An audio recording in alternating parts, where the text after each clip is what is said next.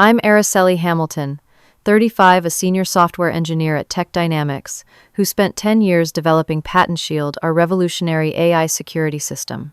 I sacrificed weekends, relationships, and health for this company, watching it grow from startup to tech giant. 3 days before our $349 million Megasoft deal, my CEO, Richard, slashed my pay by 30%. He never realized I personally held the patent key that could collapse everything overnight.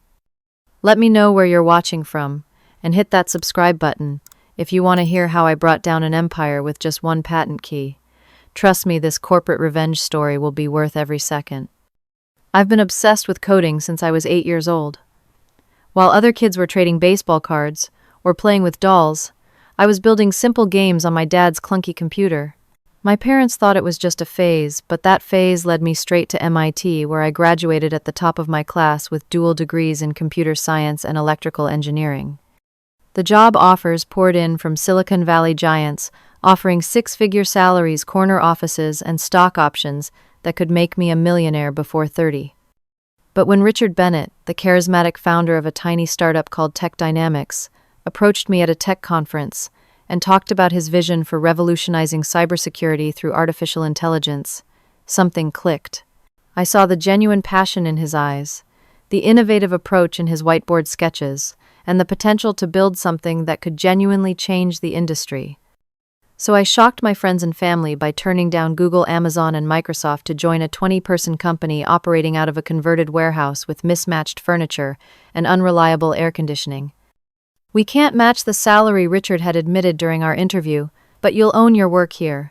You'll build systems from the ground up your way with your name on the patents. This isn't about punching a clock. It's about creating legacy technology. Those words, your name on the patents, would eventually become the most important promise Richard ever made to me, and the one that would give me the ammunition I needed when everything fell apart.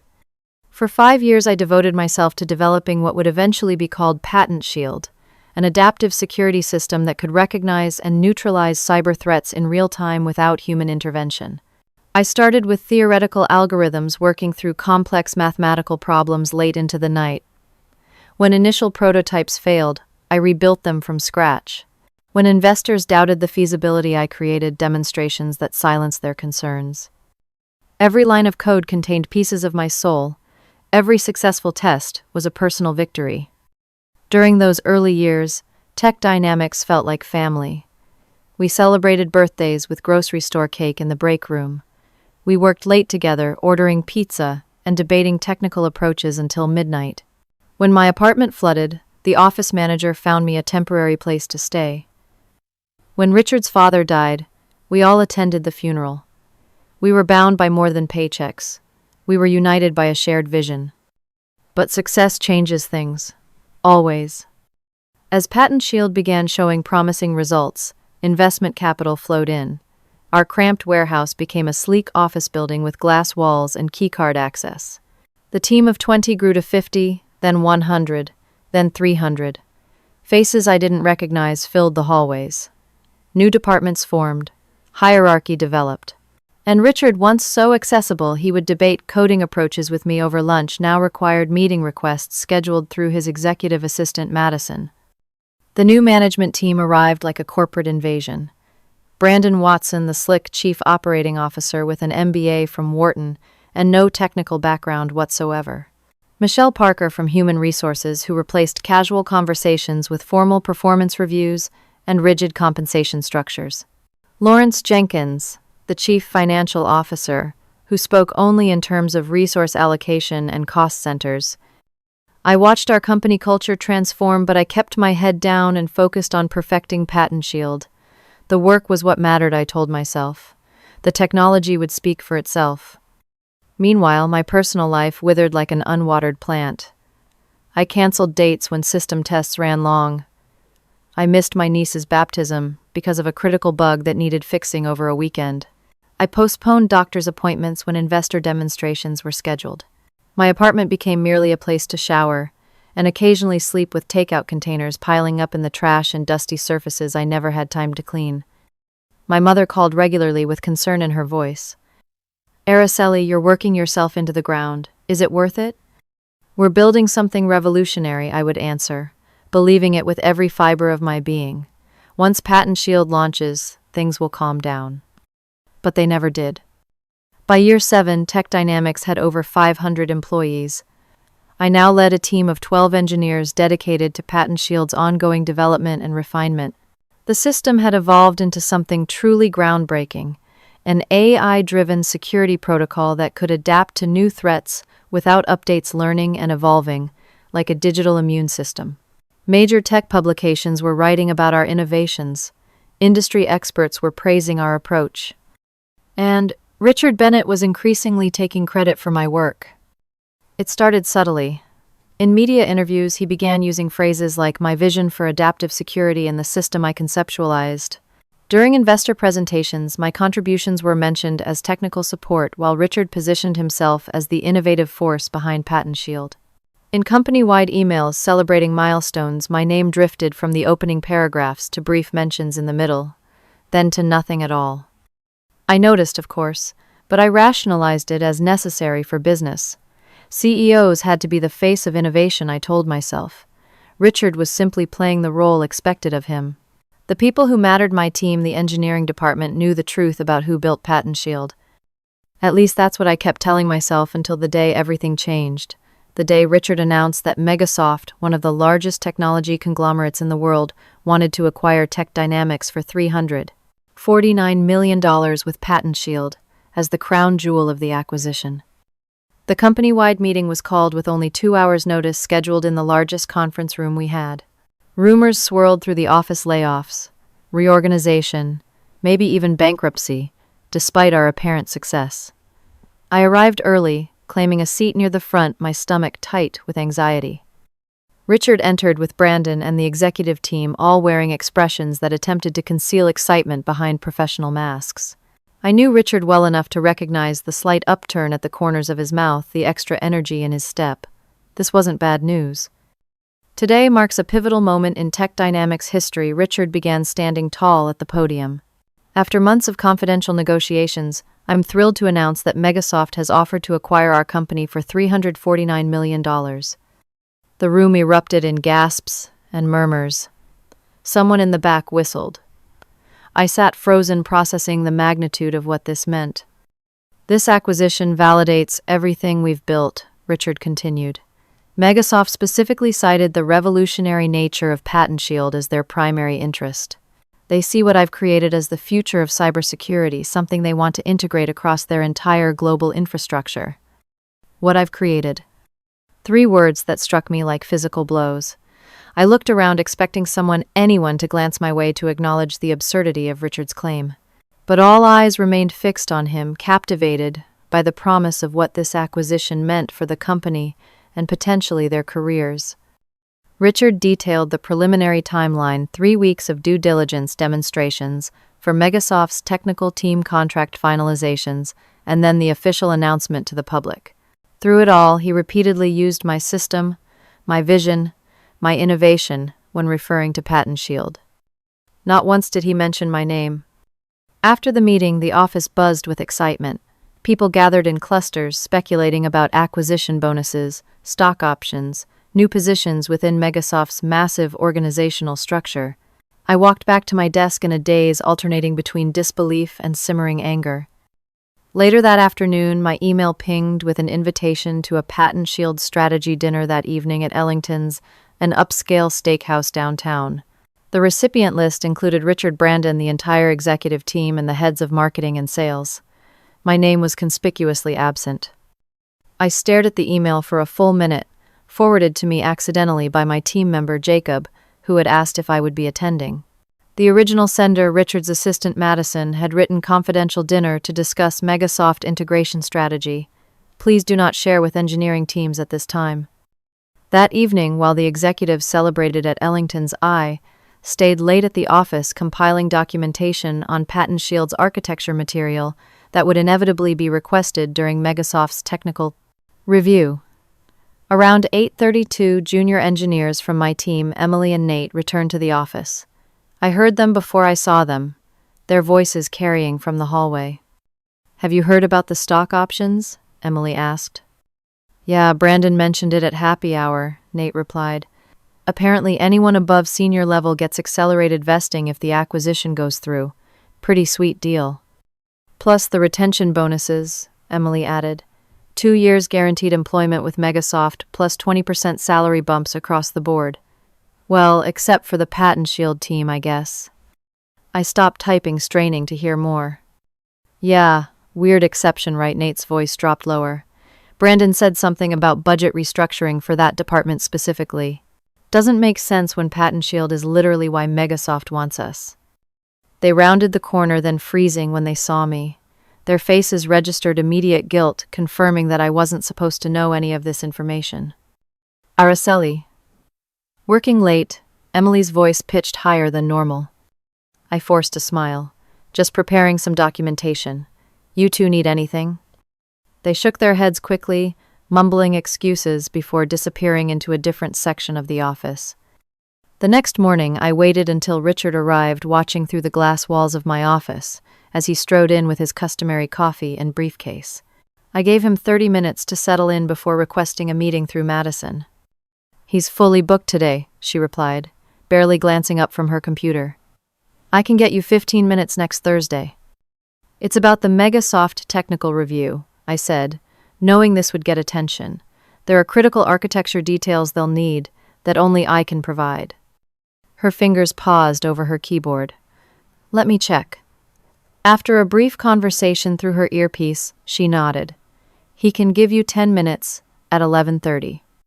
When I entered Richard's office precisely on time, he was on the phone, holding up one finger to indicate I should wait.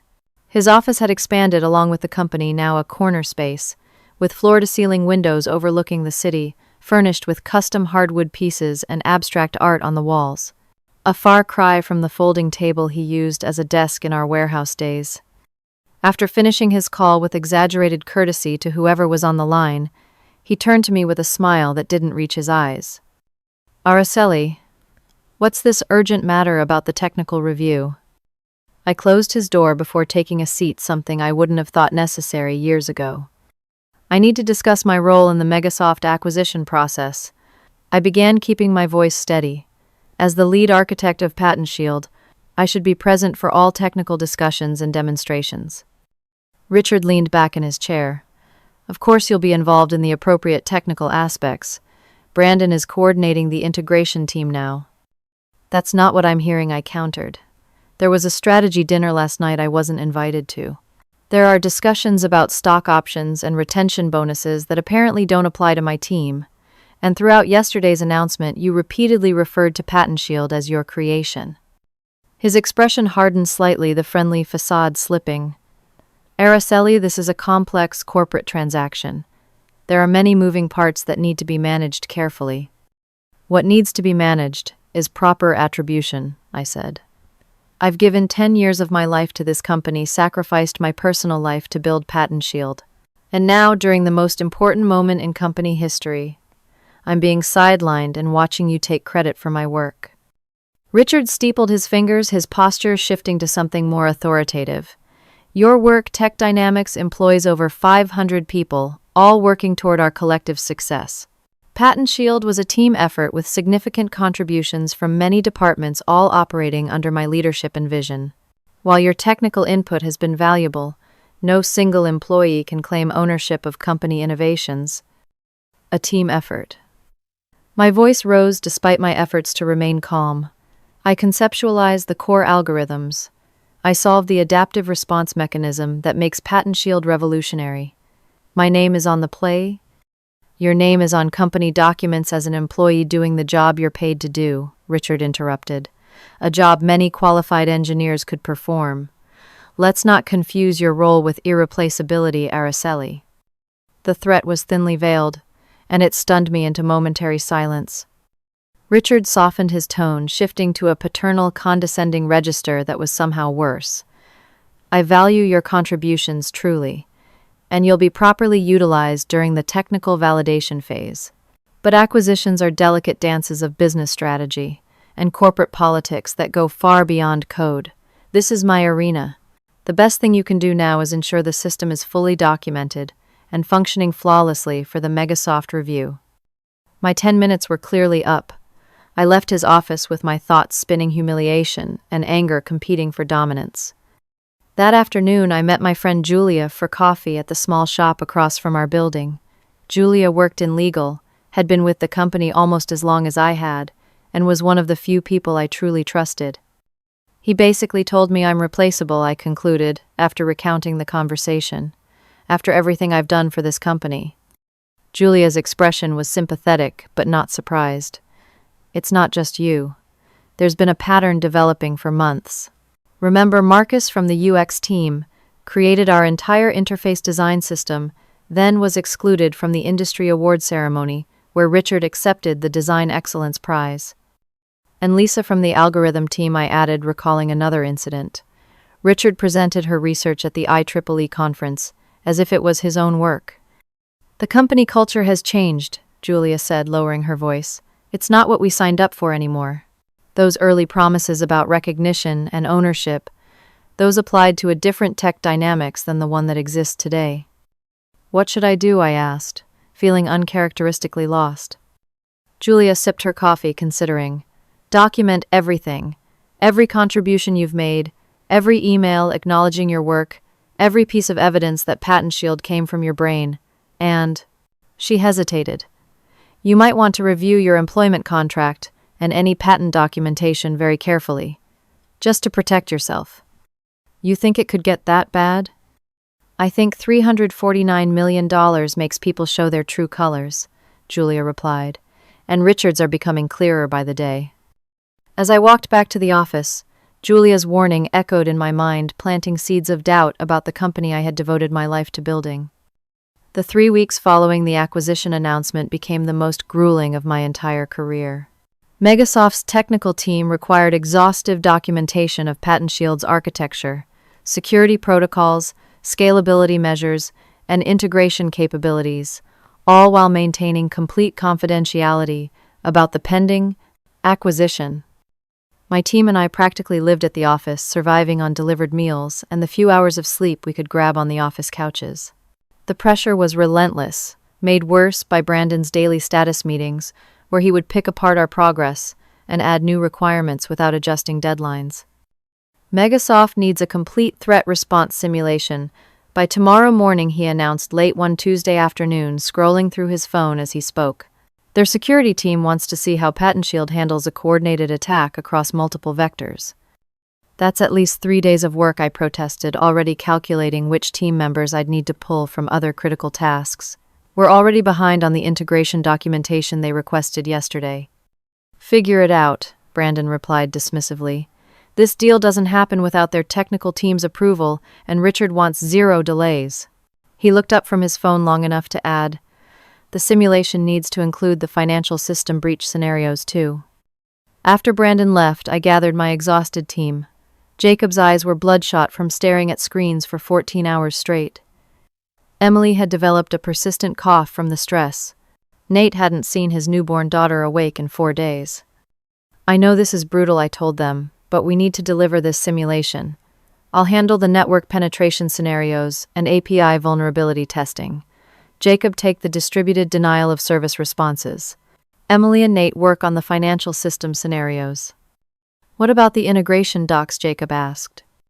I'll stay through the night to finish those after the simulation is ready, I said, ignoring the throbbing headache that had become my constant companion. 3 hours later, Madison appeared at my office door. Brandon has scheduled the Megasoft technical review for 9 a.m. tomorrow, she informed me. Richard wants you to prepare a 30-minute overview of the system architecture. Tomorrow I set down my coffee mug too hard, sloshing liquid onto my keyboard.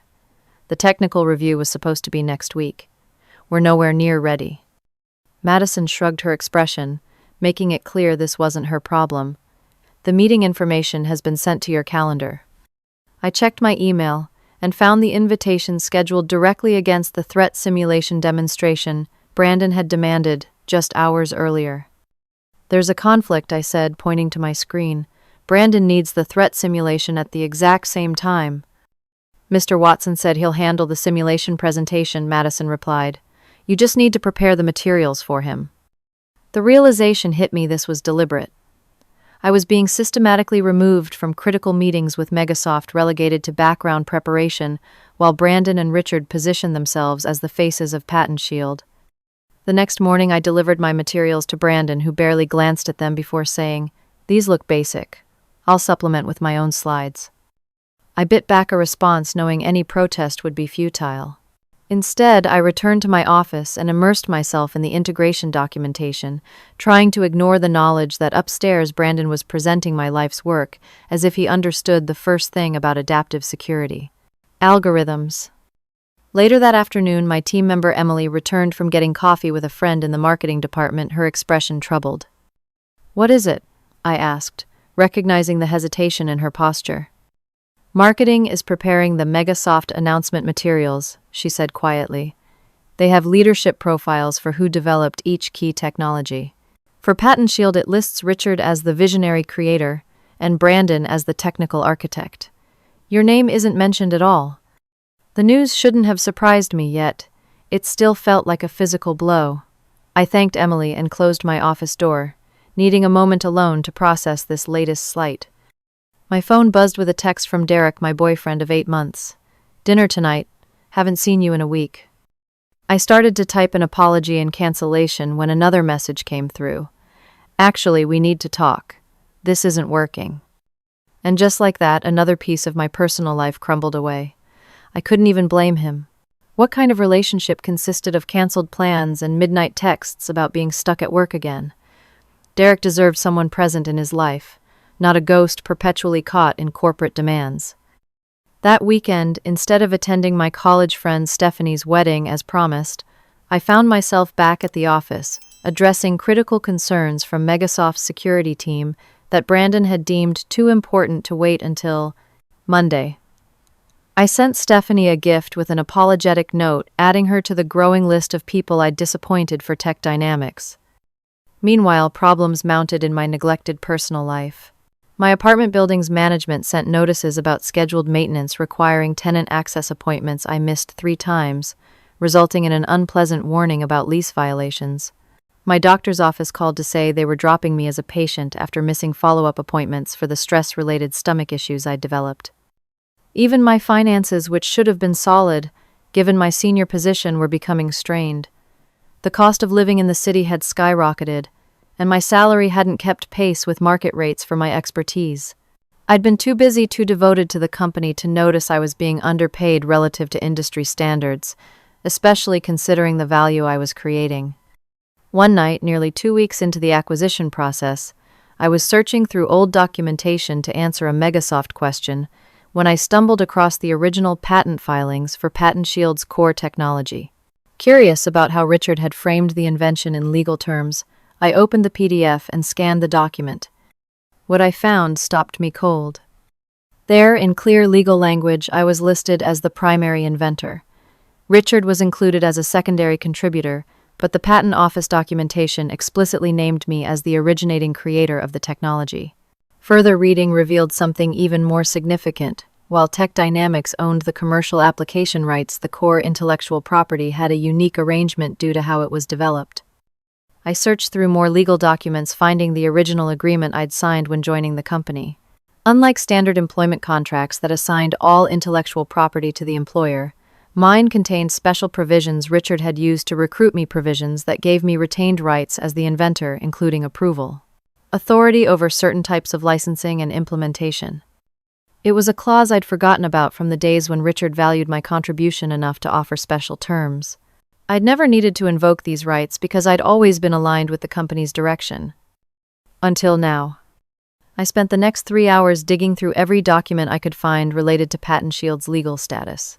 The picture that emerged was clear. While Tech Dynamics could use and profit from the technology, they couldn't transfer or sell it without my explicit approval as the named inventor, and I had never signed any documents waiving these rights. The Megasoft acquisition hinged entirely on technology they legally couldn't acquire without my signature, a fact that Richard and the executive team either had overlooked or were deliberately concealing. For the first time in weeks, I felt a glimmer of hope. I had leverage. I had rights. Perhaps I could use this to ensure proper recognition and fair treatment. Little did I know that the situation was about to become much worse, pushing me to use this leverage in ways I never imagined. 3 days before the Megasoft deal was set to close, Madison appeared at my office door with a strangely formal expression. "Richard and Michelle would like to see you in the conference room," she said, her tone giving nothing away. I glanced at my calendar. "I don't have any meetings scheduled." It was just added, "They're waiting for you now." The small conference room contained only Richard and Michelle from HR, both wearing carefully neutral expressions. The door closed behind me with a soft click that somehow felt ominous. "Araceli, take a seat," Richard gestured to the chair across from them. "We need to discuss some organizational adjustments ahead of the Megasoft integration." I sat down already, bracing myself for whatever was coming. Michelle opened a folder and slid a document across the table. "As part of our pre-acquisition restructuring, we're implementing temporary adjustments to certain departments. Your team's compensation is being reduced by 30% effective immediately." The words hit me like a physical blow. 30%? That's not an adjustment, that's a gutting. "It's temporary," Richard interjected smoothly. "A necessary measure to align our financial structure with Megasoft's integration plans. Once the acquisition is complete, compensation will be reevaluated." I looked down at the document, a formal notification of my substantial pay cut. Is this company-wide? Is everyone taking a 30% reduction? Richard and Michelle exchanged a quick glance before Michelle replied, "The adjustments are targeted to specific departments based on integration requirements and budgetary considerations." "Which departments?" I pressed. "That information is confidential," Richard said firmly. "What matters is that these measures are essential to ensure a smooth transition and protect the long-term stability of the company through the acquisition process." My mind raced through the implications.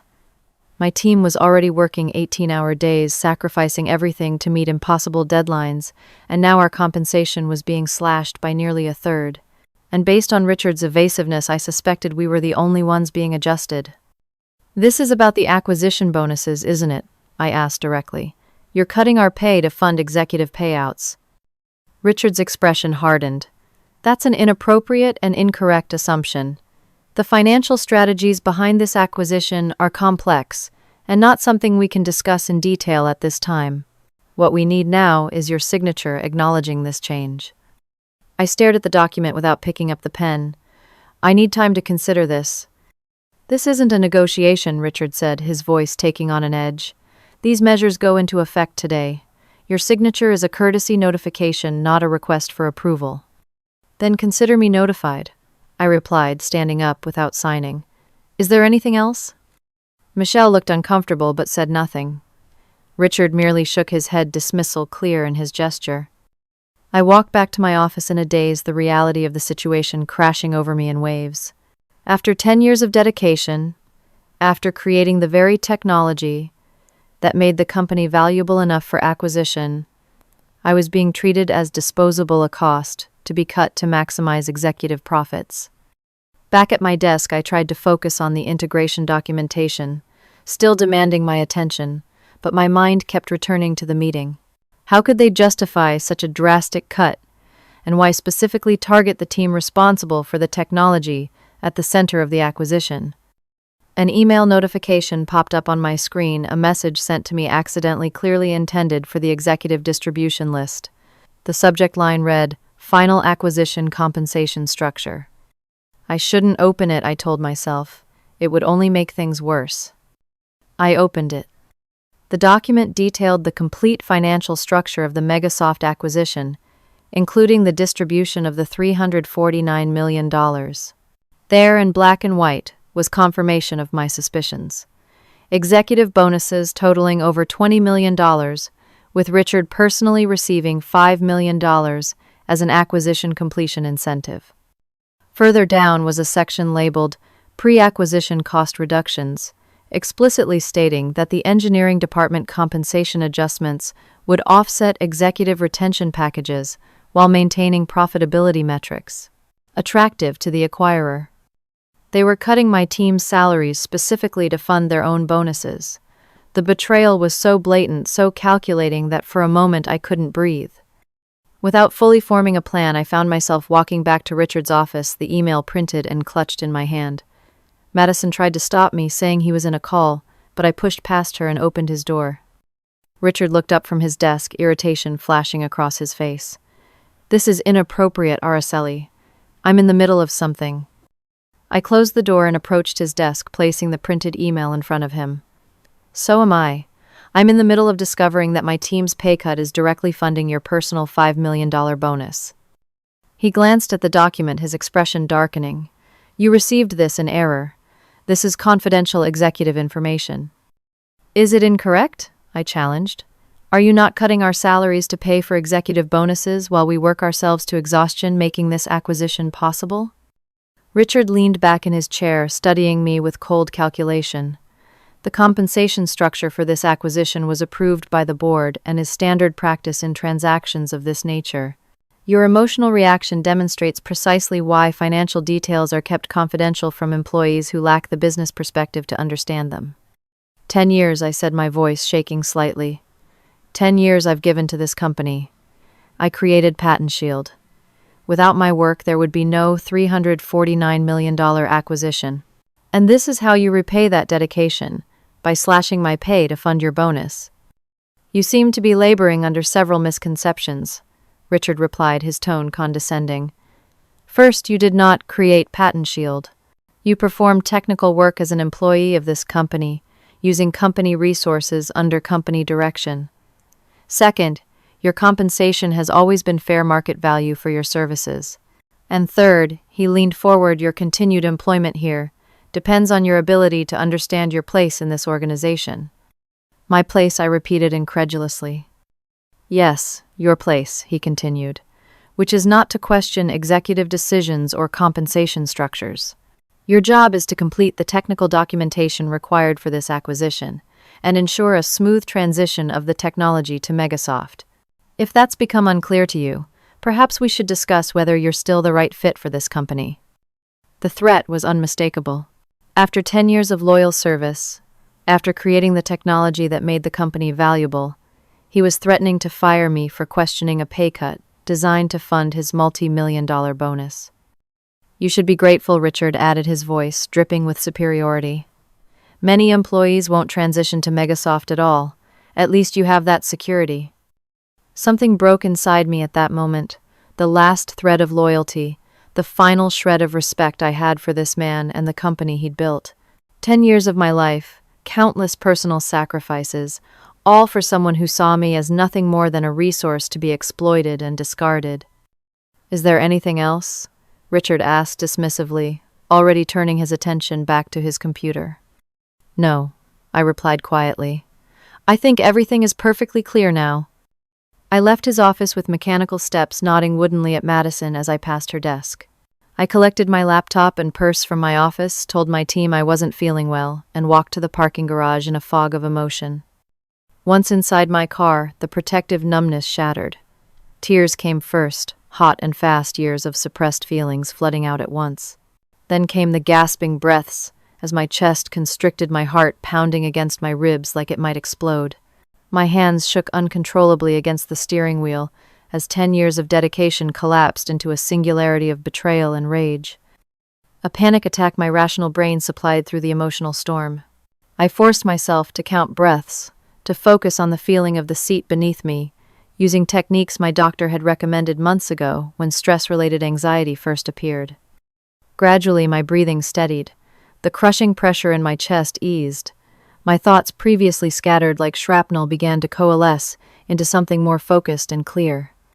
In that moment of clarity, I saw my situation with perfect lucidity.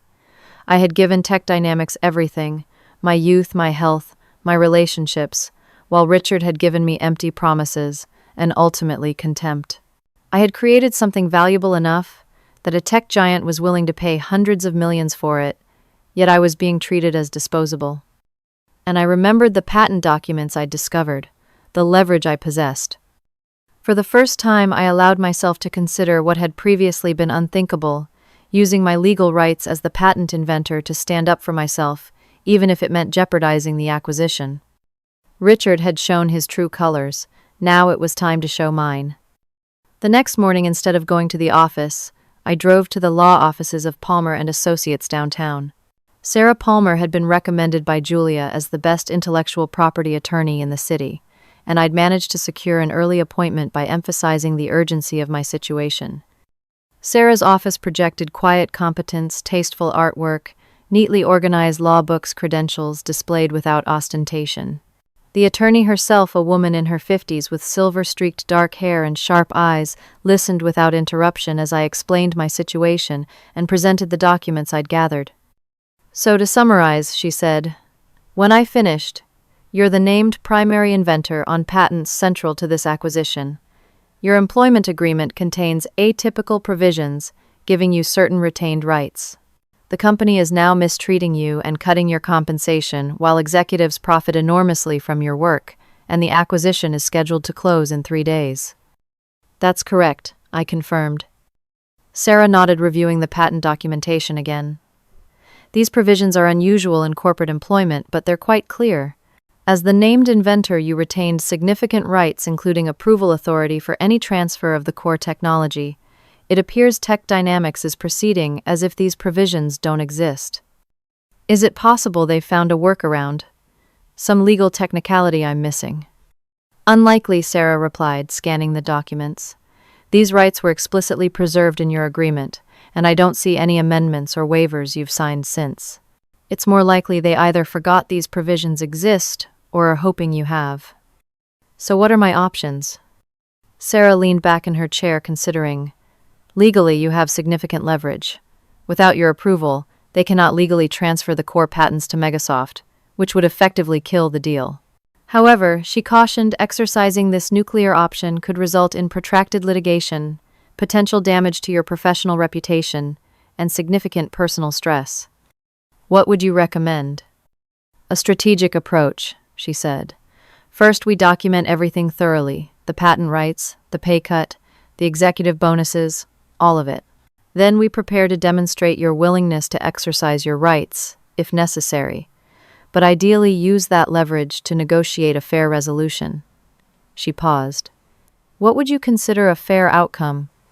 I thought for a moment. Recognition for my work, restoration of my team's compensation, protection from retaliation, and compensation that reflects my contribution to the company's value. Sarah nodded, making notes. "All reasonable requests given the circumstances. Let's start by preparing the necessary documentation to assert your rights formally if needed."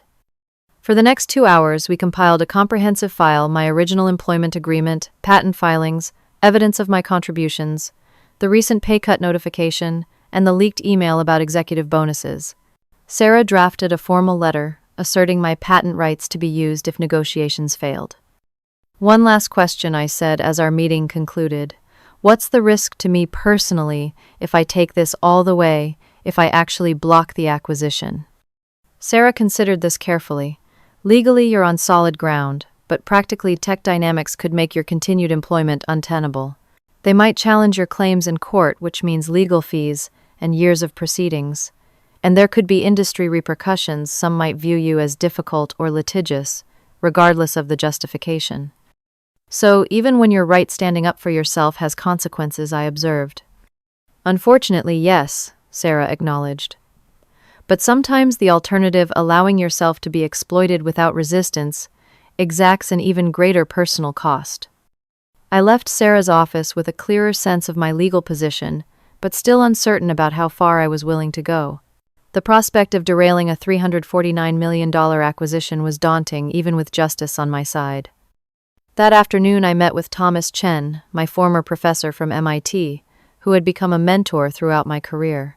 We sat in a quiet corner of a cafe near his university office, away from anyone who might recognize me from Tech Dynamics. "They've backed you into a corner," Thomas said after hearing my situation, "and they've severely underestimated you, which is their mistake." "I don't want to be vindictive," I admitted, "but I can't let them treat me this way, not after everything I've contributed." Thomas stirred his tea thoughtfully. "This isn't about vindictiveness, Araceli. It's about fundamental fairness and professional respect. Consider the industry perspective. If Microsoft is acquiring Tech Dynamics primarily for Patent Shield, they should know who actually created it. and they should understand any legal complications around the patents. You think I should contact Megasoft directly? The thought had crossed my mind but seemed potentially dangerous. No, Thomas replied quickly. That could be seen as industrial espionage or sabotage, but you can ensure that when they conduct their due diligence, they discover the truth about the patent situation. He leaned forward. Remember, acquisitions this size involve thorough legal review. If your rights aren't being disclosed in the process, that's a material omission that could cause problems for everyone involved. So, what exactly are you suggesting? Make sure the system's documentation clearly reflects your status as inventor. Ensure all patent information is properly referenced. Don't hide anything, but don't let them hide it either. He paused. And be prepared for potential consequences. Do you have enough savings to manage if things go sideways? The question highlighted another uncomfortable truth.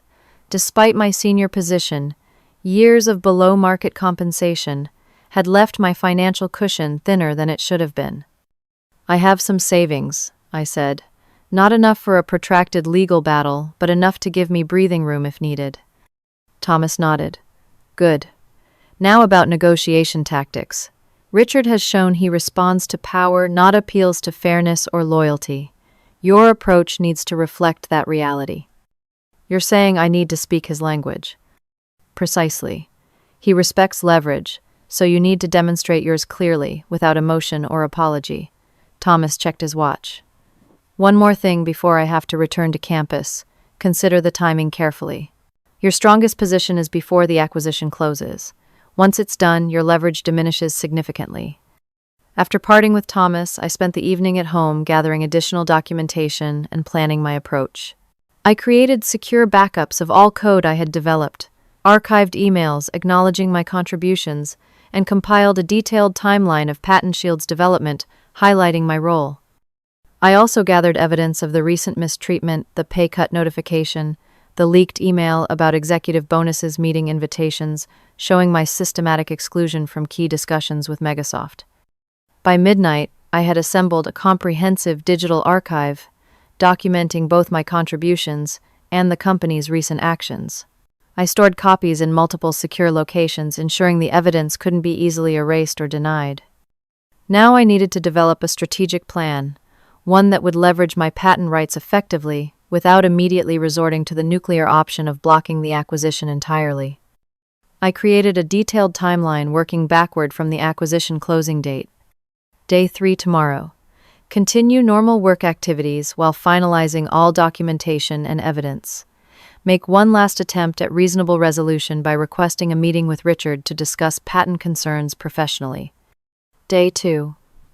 If the meeting fails to produce a fair resolution, implement a strategic system issue that would demonstrate my unique knowledge of PatentShield's architecture. Not sabotage, nothing that would damage the company's security or data, but a controlled demonstration that only I could quickly resolve. Day 1. Use the system issue to secure an emergency meeting with the board and Megasoft representatives, where I would reveal the patent situation and present my reasonable requests. Acquisition Day. Be prepared to either sign off on the patent transfer if my terms were met, or formally withhold consent if they refused fair treatment. The plan involves significant risk. If I miscalculated or if Richard somehow found legal workarounds to my patent rights, I could lose everything: my job, my professional reputation, and any benefit from the technology I had created. But the alternative, allowing myself to be exploited and discarded after 10 years of dedication, had become unacceptable. Sometimes standing up for yourself requires risk. And sometimes, I realized as I finally went to bed at 2 a.m, the most powerful negotiating position comes from being willing to walk away entirely. By morning, my resolve had crystallized. I would give Tech Dynamics one last chance to do the right thing. And if they refused, I would demonstrate exactly why you shouldn't underestimate the person who built your most valuable asset from the ground up. The next morning, I arrived at the office early and requested a meeting with Richard through Madison. As expected, she informed me his calendar was fully booked with acquisition preparations. It's regarding a critical patent issue that could affect the closing. I explained, my voice calm and professional. He'll want to hear this before the Megasoft legal team does. 20 minutes later, Madison called to offer me 15 minutes at the end of the day. I accepted, knowing it would likely be too late to matter. Richard had made his choice clear. My concerns weren't a priority even when they involved the legal foundation of the entire acquisition. I spent the day finalizing the patent shield documentation for Megasoft, while secretly preparing my contingency plan. By late afternoon, I had created what I called a validation protocol, essentially a security feature that required periodic authentication from a specific encryption key that only I possessed. It wasn't malware or sabotage. It was a legitimate security measure I'd designed years earlier, but never implemented. Now, I quietly integrated it into the core system, backdated the documentation to make it appear as a long-standing feature, and prepared for what would happen when the authentication inevitably failed. At 5:45, Richard's assistant messaged to cancel our meeting. Emergency call with Megasoft executives. Richard sends apologies and will reschedule tomorrow. The decision was made for me. I had given them a final opportunity to address the situation professionally, and they had dismissed it. Now it was time for Plan B. At exactly 8:15 that evening, I remotely activated the validation protocol from my home computer. Within minutes, Patent Shield's monitoring systems detected the missing authentication and initiated a protective shutdown exactly as the protocol was designed to do. My phone rang almost immediately. It was Jacob, my team member on evening monitoring duty.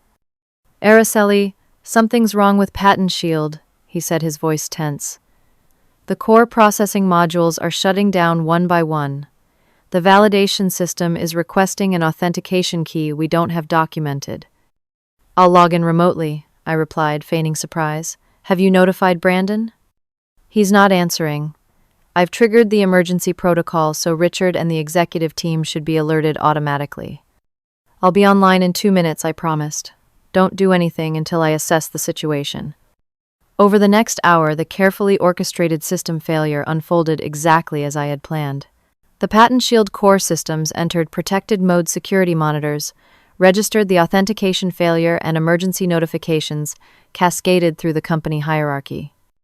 By 9:30, my phone had accumulated 17 missed calls from various Tech Dynamics executives. I responded only to my team members, telling them I was investigating the validation failure, but needed time to identify the source.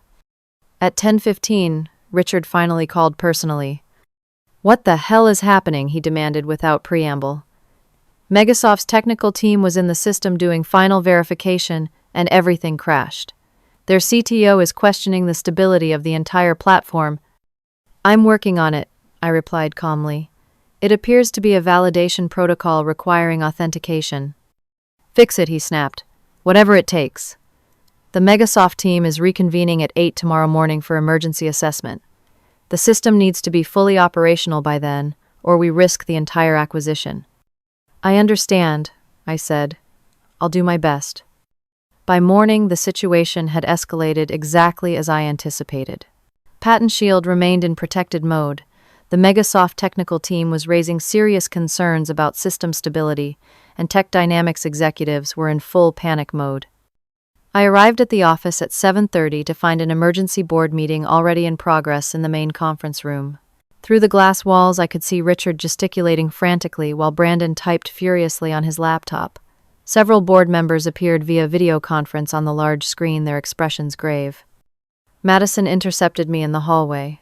"They need you in there immediately," she said, her usual composure visibly shaken.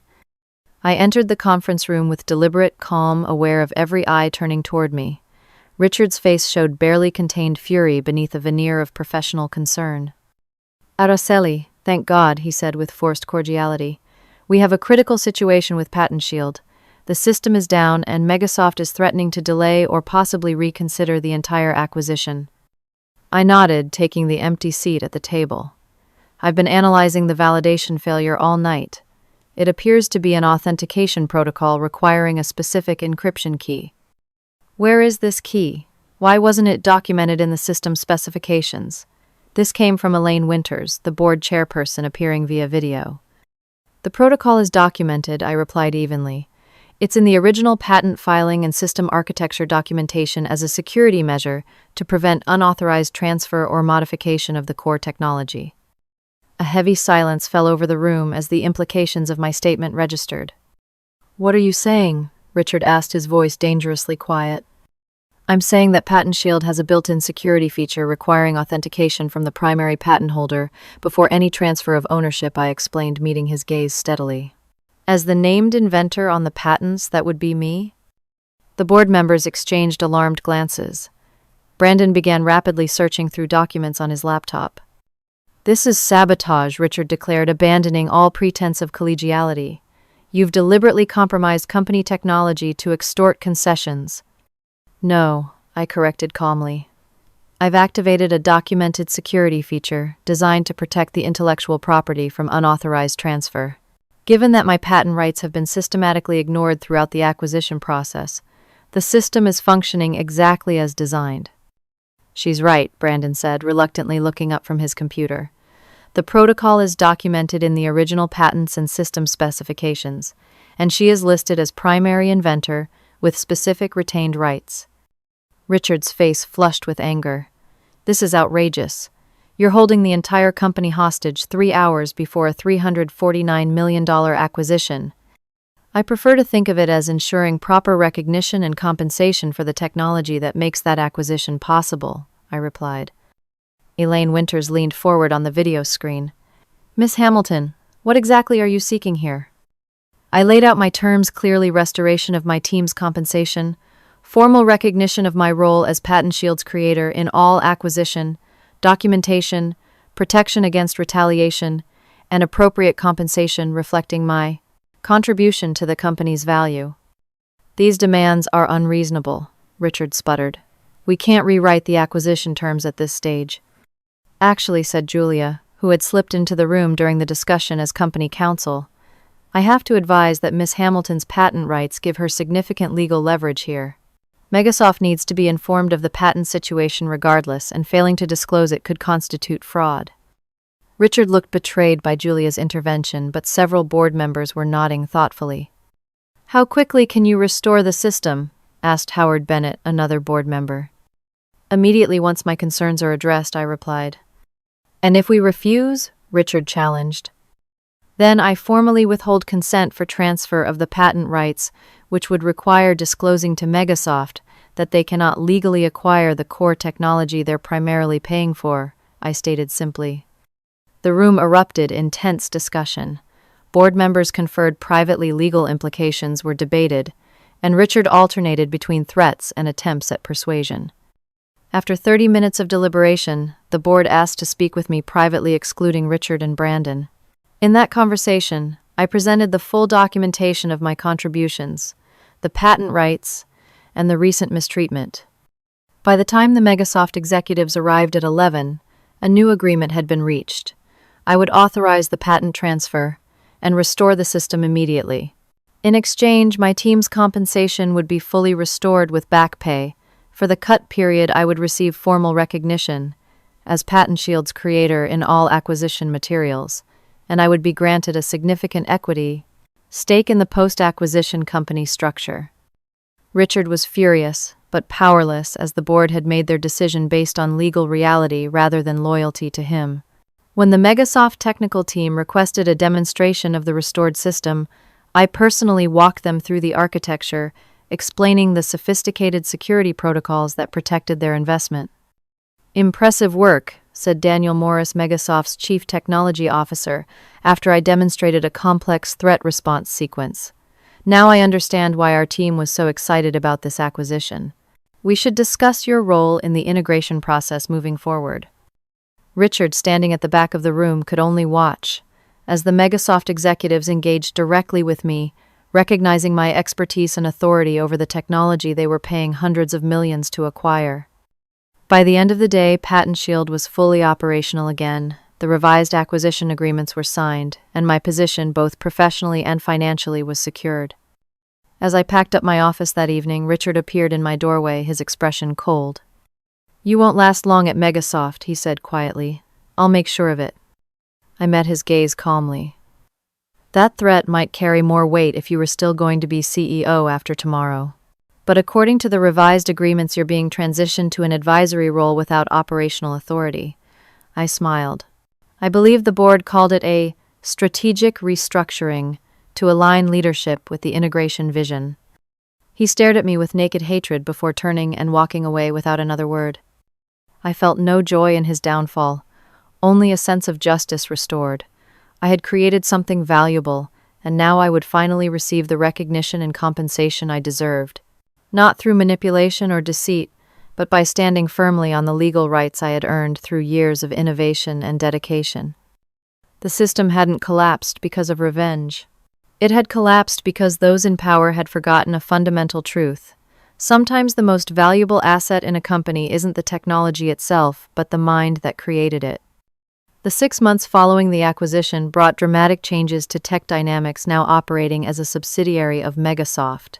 Richard's advisory role lasted barely 3 weeks, before he departed entirely, supposedly to pursue new opportunities, but actually pushed out by the board and Megasoft executives who had lost confidence in his leadership. The executive team underwent substantial restructuring. Brandon was reassigned to a minor division far from the Patent Shield project. Michelle from HR was replaced by Sophia Wright, who implemented comprehensive reviews of compensation practices and team recognition protocols. Lawrence from Finance moved on to another company replaced by Anna Martinez, who prioritized transparent financial reporting and equitable resource allocation. Most significantly for me, the board appointed me as Chief Technology Officer with direct responsibility for Patent Shield and all security innovations. My first official act was to restore my team's original compensation with retroactive pay for the cut period, followed by proper market adjustments that should have happened years earlier. The company culture began a gradual but deliberate shift back toward its original values. Innovation was celebrated. Contributors were recognized. Collaboration replaced competition. The walls between departments became more permeable, with cross-functional teams forming organically around interesting problems rather than being dictated by hierarchical org charts. Daniel Morris, my counterpart at Megasoft, proved to be an excellent partner in the integration process. Unlike Richard, he understood the value of technical expertise and creator recognition. The tech industry has a bad habit of erasing the actual inventors, he told me during one of our integration meetings. It's refreshing to work with a company that's correcting that mistake. The revised Megasoft partnership flourished beyond initial projections. With the patent situation properly disclosed and resolved, the legal foundation of the acquisition was secure. Megasoft implemented Patent Shield across their global infrastructure, generating significant cost savings in cybersecurity and opening new market opportunities we hadn't previously explored. The company's valuation increased substantially under the new leadership structure, with authentic technical expertise driving innovation rather than marketing hype. Industry publications that had once credited Richard with Patent Shield's creation now published profiles of my journey as its inventor, inspiring messages from young women in STEM fields who saw my story as proof that standing up for belief, yourself and your work, could lead to recognition rather than punishment. On a personal level, the transformation was equally profound. For the first time in years, I established boundaries between work and personal life. I limited my hours to 50 per week instead of 80, took actual weekends off, and used vacation time for its intended purpose, instead of working remotely through supposed breaks. With this newfound balance, I reconnected with friends and family who had drifted away during my years of work obsession. My sister Lucia, who had stopped inviting me to family events after too many last-minute cancellations, cautiously began, including me again. When I actually showed up for my niece's 10th birthday party with a present purchased in advance, not grabbed from an airport gift shop, Lucia's surprise gradually gave way to genuine happiness at having her sister back in her life. My health improved as stress levels decreased and self-care increased. The chronic stomachaches that had plagued me for years diminished. I started sleeping 6 hours a night instead of 4. I joined a weekend hiking group, rediscovering my love for outdoor activity that had been sacrificed to office hours and emergency system fixes. I even began dating again, meeting Alex, a literature professor, at a friend's dinner party. Our relationship developed slowly and thoughtfully, with mutual respect for each other's passions and boundaries. When he asked about my work, he actually listened to the answers rather than waiting for his turn to speak. And when I explained why I wouldn't check my email during our weekend getaway, He supported the boundary rather than making me feel guilty for disconnecting. The most profound changes, however, were internal, the lessons I learned through this experience that fundamentally altered my approach to work and life. First, I learned the critical importance of documenting contributions. In the tech world, especially, creation is often collaborative, making it easy for individual contributions to be minimized or erased over time. Had I not been listed on those patent documents, had I not preserved evidence of my work throughout the years, my position would have been infinitely weaker when the moment of crisis arrived. Documentation isn't about ego.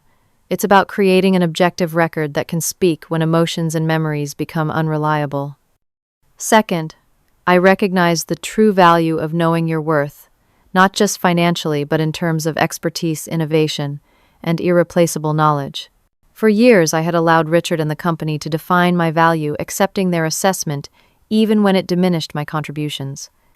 When I finally assessed my worth independently, comparing my innovations to industry standards and recognizing the unique value I had created, it transformed not just my negotiating position, but my entire self-perception.